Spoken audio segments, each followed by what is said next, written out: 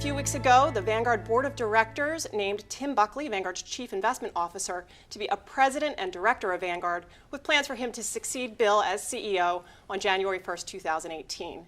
Now, with Tim stepping into his new role as president, that means that Greg Davis has stepped into the role of Chief Investment Officer.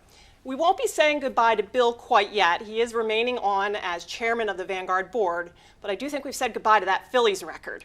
So gentlemen, thanks for being here in studio to talk to our clients. Great to be with you. Good to be with you, Rebecca, and I'm glad my market outlook has been a little more accurate than my baseball outlook. So are we. And little did you know you ended it back with a Red Sox fan. Yes, so the era turns again. So with that, I have to ask the first question, and that's to you, Bill. Bill, why now? You know, Rebecca, it's the question everybody's asking, and you know, for me, it's pretty simple. It was really three things.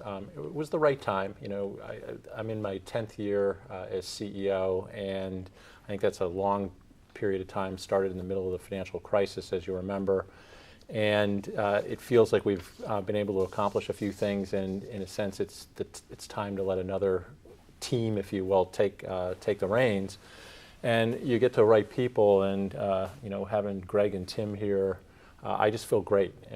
You know, as a client, and as somebody passing the torch, I know Tim's going to be a phenomenal CEO and continue, hopefully, in maintaining our values but driving new ways of doing things. And then you know, Greg as CIO. So I think we're just in incredible hands. And actually, Tim and Greg are part of what I think is the best leadership team in investment management. We have a great group of people here who've really got a ton of experience. So, you know, again, for me, it just felt appropriate given all of that. And then, you know, on the personal side, I've got three young and, as I describe them, very boisterous grandsons who would love a little bit more time with me, and I think I'm going to be able to do that as well. I think he's pretty excited about that, Rebecca. He's always had a spring in his step, but he's like bounding down the halls now. My daughter has told me my first soccer coaching assignments are coming shortly. I see, yes. And we're all noticing your tie, and we wonder if that's a little bit of a hint of something you might get in retirement too. You know, I am a dog guy, and I'm kind of pining away for my next dog, so that could happen soon too. Tim, in your 26 years here at Vanguard, you have been in many roles across the organization. So as you reflect back on the things you've done and look forward, what kinds of trends do you think will most impact investors? Yeah, Rebecca, if I think about three dominant trends out there, the first would be that, you know, the elephant in the middle of the room is indexing, that it will continue to win the day, it will rule the day against active investing until active managers lower their fees. And I say active managers outside of Vanguard because you know our fees are already low. And why is that? Over our careers, active management has gotten more and more competitive.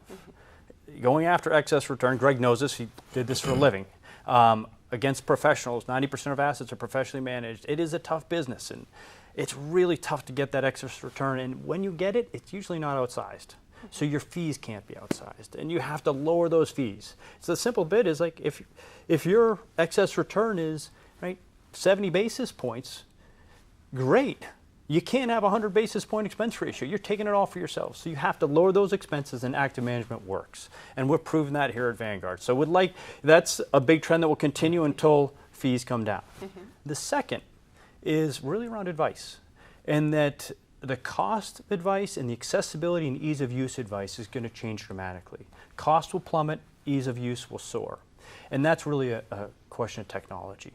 The technology is making it much easier to scale advice, where you can have an engine that does asset allocation, reporting, rebalancing, and does it in a way that you can scale and deliver excellence to everyone. The third one is, you know, I'm sure Bill would agree with this one. It's global investing.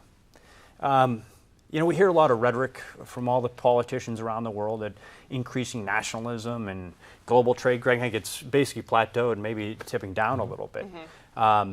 We hope that doesn't happen with people's personal investing, because when you look at things like uncertainty in China, there's a mountain of debt in China. What will happen with it? Has Europe really turned the corner from austerity to growth, or will they fall back?